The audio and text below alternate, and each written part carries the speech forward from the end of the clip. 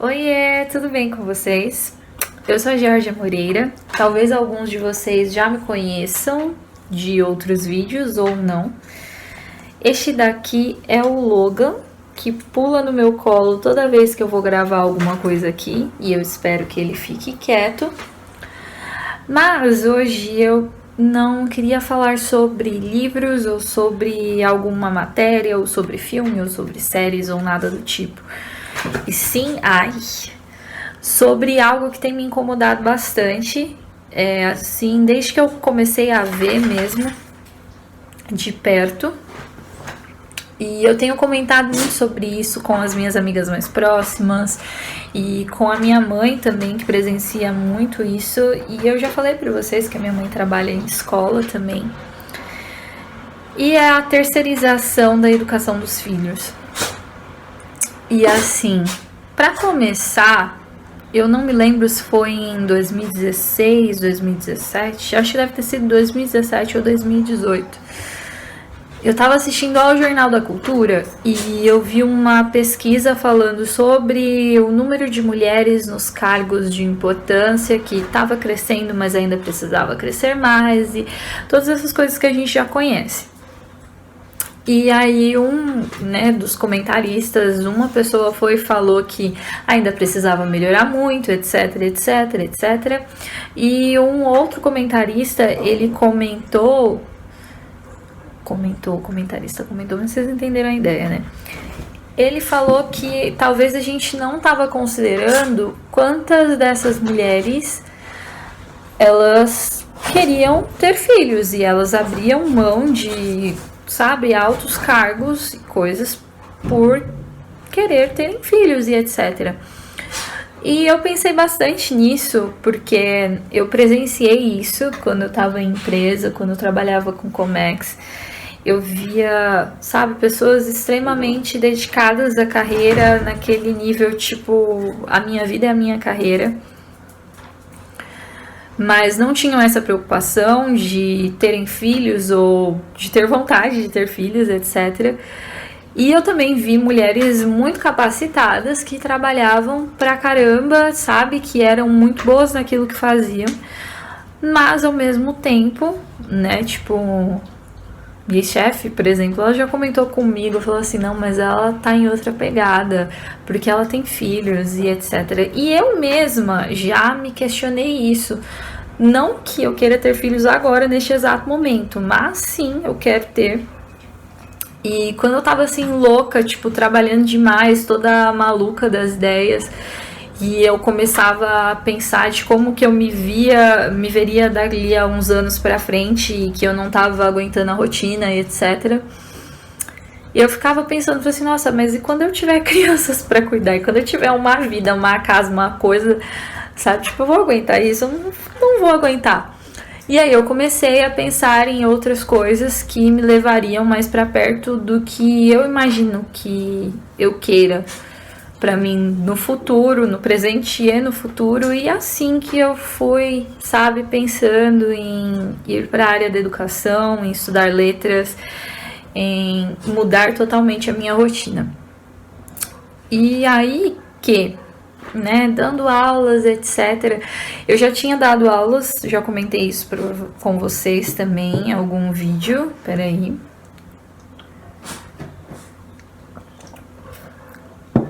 Comentei com vocês em algum vídeo que eu já tinha dado aulas particulares, eu já tinha dado aulas voluntárias.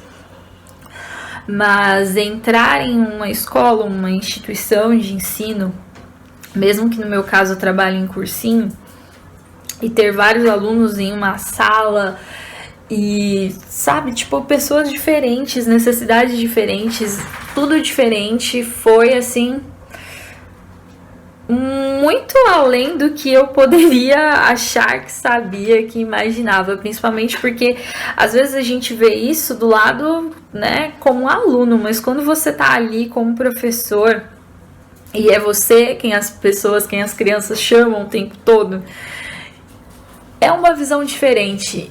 E aí eu fiquei me questionando muito também sobre a diferença entre os diferentes tipos de educação. porque eu tenho lido muito sobre isso, eu tenho sentido isso, eu tenho me incomodado, como eu estou falando com vocês, mas eu tenho pesquisado bastante também, comentado com a minha mãe, ou com pessoas da área também que percebem isso, que, né, às vezes a gente fala assim, educação, eu sou da área da educação, eu estudo letras, eu sou de pedagogia, eu sei lá o que, educação. Mas eu não sei se é impressão minha ou o que acontece, porque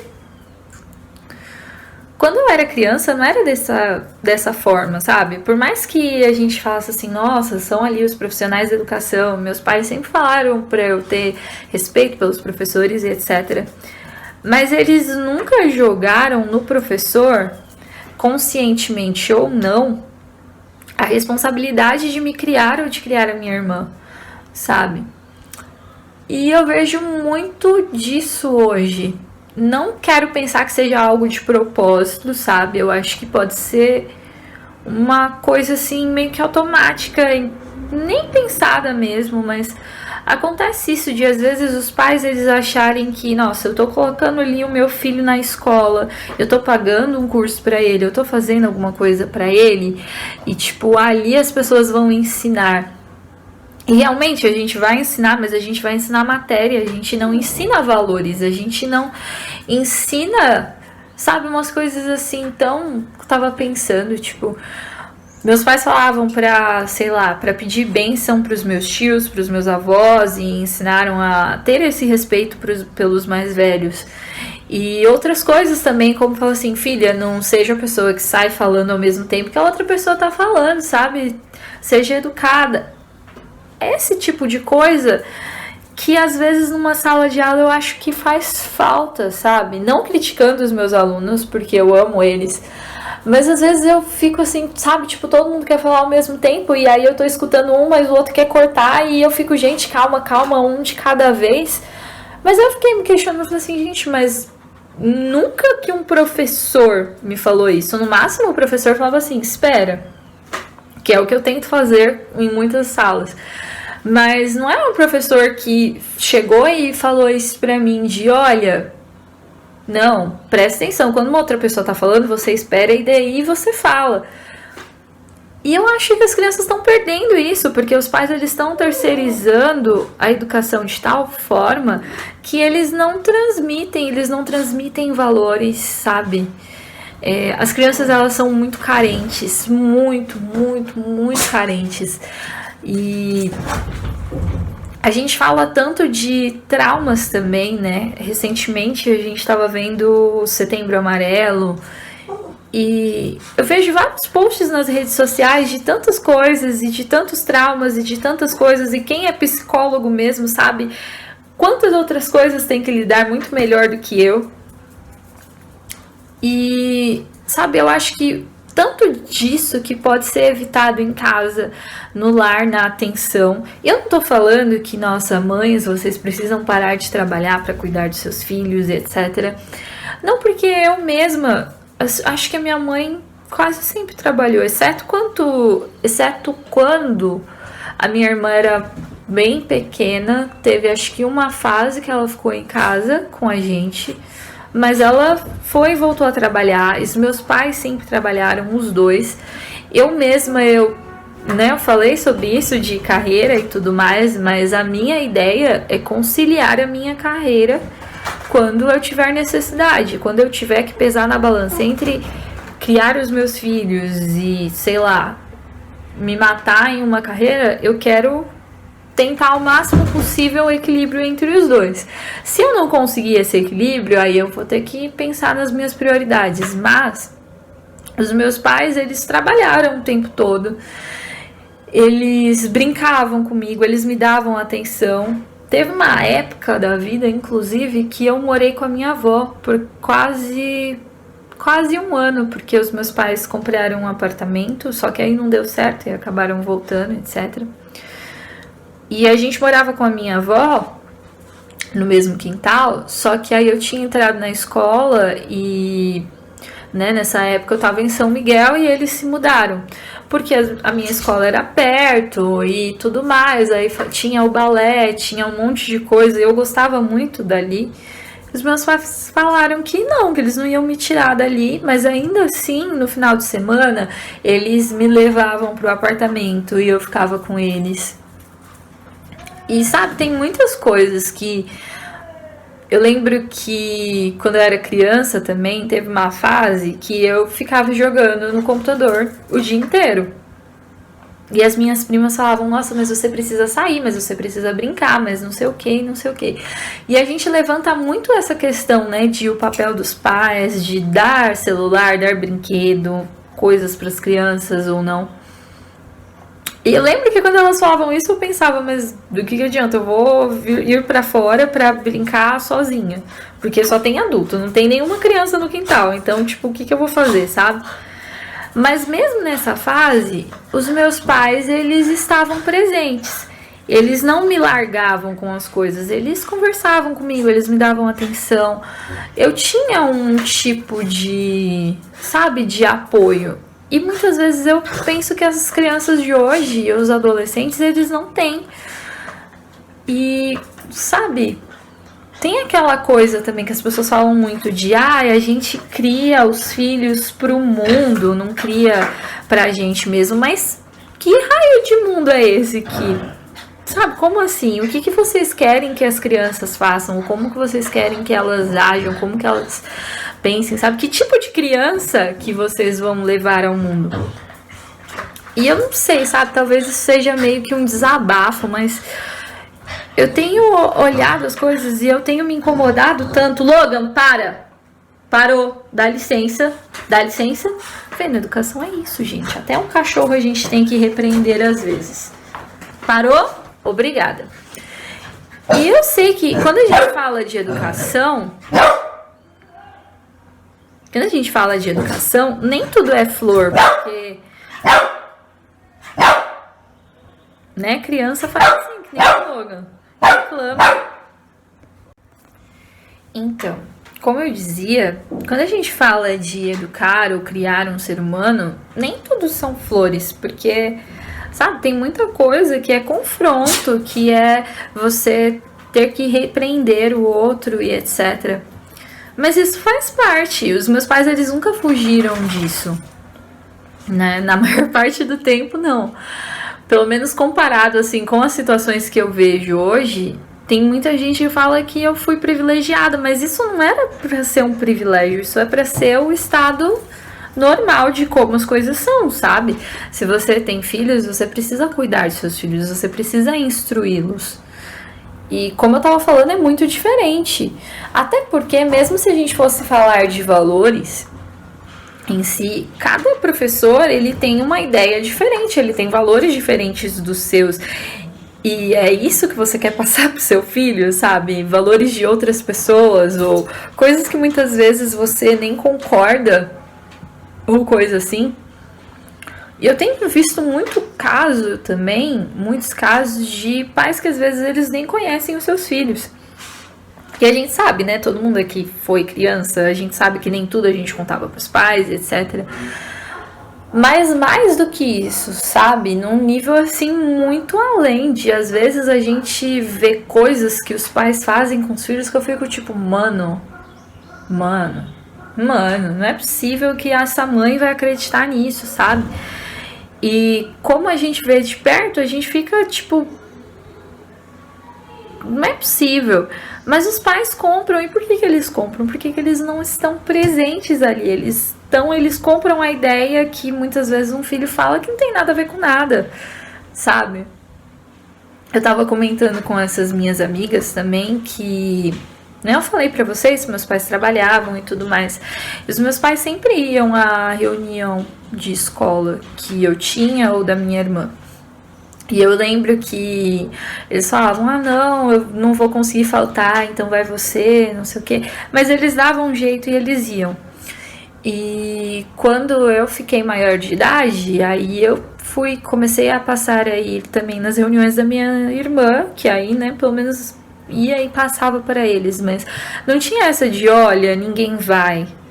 sabe? Sempre tinha alguém para ir e eles sempre perguntavam, não era uma coisa assim largada. E hoje, muitas vezes, agora sou eu que aplico a reunião, né? Às vezes eu olho, tipo, mano, os pais não aparecem, como assim? Sabe, que coisa maluca, tipo, a gente tem 2 reuniões, né? Tem uma reunião que quase os pais não aparecem, tem outra reunião que brotam os pais, que geralmente é do final do semestre. Mas quando eu vi isso de os pais não aparecerem, eu fiquei tipo, meu Deus, essas crianças, elas estão largadas, elas estão jogadas. E eu fiquei muito incomodada com isso, de verdade, sabe? Porque as crianças, elas são tão carentes, elas são tão... Eu não tenho essa visão de que a criança ela é um ser puro e todo cheio de bondade, porque, né, como cristã, eu acredito que a nossa natureza ela é má, perversa e pecaminosa. Então, uma hora ou outra, ela vai se manifestar dessa forma. Mas a criança ela é praticamente uma folha em branco, porque ainda que ela tenha essa natureza, ela não foi moldada ainda. Ela não tem os traumas, ela não tem os receios que a gente já desenvolveu ao longo da vida adulta. E eles são tão carentes, eles são tão apegados, eles são tão doces, sabe? Às vezes você fala uma coisa e eles já, tipo, te amam pra vida inteira. Eles dão um afeto que a gente... Sabe, gente, é uma coisa muito louca. Eu não consigo nem explicar pra vocês o quanto eu fiquei assim, caramba, meu Deus, depois que eu comecei a dar aula pras crianças. E como que os pais perdem isso, sabe? Eu acho que como mãe eu me sentiria muito mal de perder isso, de perder esse afeto, de perder isso que sabe, que as crianças, que os meus filhos podem ter. Então, a última coisa também que eu queria falar com vocês é que os bens materiais, eles nunca vão suprir. E a gente que já é mais velho, a gente sabe disso, mas, sabe, eu não sei o que acontece, que às vezes quando filho a gente reconhece isso, mas aí, não sei, né, porque eu não sou mãe, mas parece que às vezes as pessoas se tornam pais e elas esquecem disso. E uma criança, ela nunca vai entender. Se você falar assim, olha, eu tô me matando de trabalhar pra pagar as suas coisas e agora eu preciso descansar porque eu tô muito cansado, pra amanhã eu me matar de trabalhar de novo pra pagar as suas coisas de novo, pra criança não vai fazer sentido, sabe? Porque nem que seja uma atenção mínima, ela precisa disso.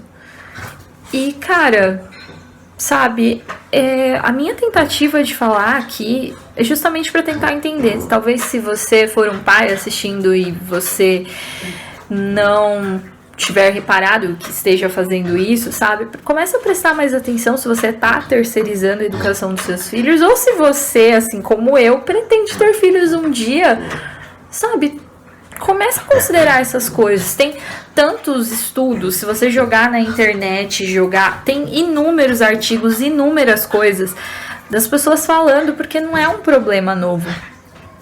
E enfim, sabe, eu queria só partilhar isso com vocês pra ver se de repente a minha indignação não tá sozinha e etc. Mas eu preciso ir, então beijo, tchau.